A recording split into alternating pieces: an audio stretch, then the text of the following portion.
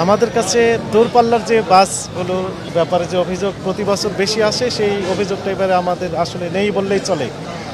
কিন্তু লোকালি যে বাসগুলো রয়েছে সেই সম্পর্কে দু একটি অভিযোগ আমাদের কাছে রয়েছে এবং সেগুলো আমরা একটু দেখলাম, যেমন ঢাকা থেকে মানিকগঞ্জের যে বাস শুকতারা এবং আরেকটি দেখলাম সেলফি, তাদের বিরুদ্ধে কিছু কিছু অভিযোগ ছিল, সেটি আমরা সরেজমিনে তদন্ত করে দুইটি পরিবহনকে আইনের আওতায় নিয়ে আসা হয়েছে। তবে ওভারঅল আমাদের কাছে এবারের ঈদটা একটু স্বস্তিদায়ক মনে হয়েছে যে কোনো বছরের তুলনায়। এবারে অভিযোগ একদম নেই বললেই চলে। প্রধান যে বাস টার্মিনালগুলো রয়েছে সেখানে আমাদের কার্যক্রম চলমান রয়েছে।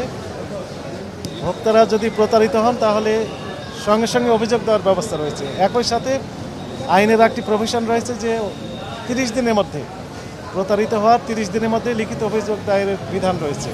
আমাদের একটি হটলাইন নাম্বার রয়েছে 1611 এবং একটি সফটওয়্যার লিঙ্ক রয়েছে।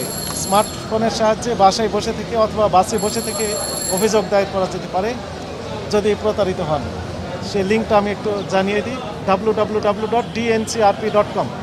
এখানে অভিযোগ দিলে ঈদের পরে আমরা শুনানির মাধ্যমে এটি নিষ্পত্তি করার ব্যবস্থা করতে পারবো। তো আমাদের যে অভিযান সেটি অব্যাহত রয়েছে এবং আফটার অল আমাদের কাছে এবার মনে হয়েছে যে এবারের ঈদযাত্রা সকলের জন্য স্বস্তিদায়ক হয়েছে। যদি কোনো ভোক্তা প্রতারিত হন, কোনো প্যাসেঞ্জার যদি বেশি ভাড়া দিয়ে থাকেন, কোনো পরিবহন যদি বেশি ভাড়া নিয়ে থাকেন, তাহলে অভিযোগ দায়ের করার সঙ্গে সঙ্গে উনি প্রতিকার পেয়ে যাবেন।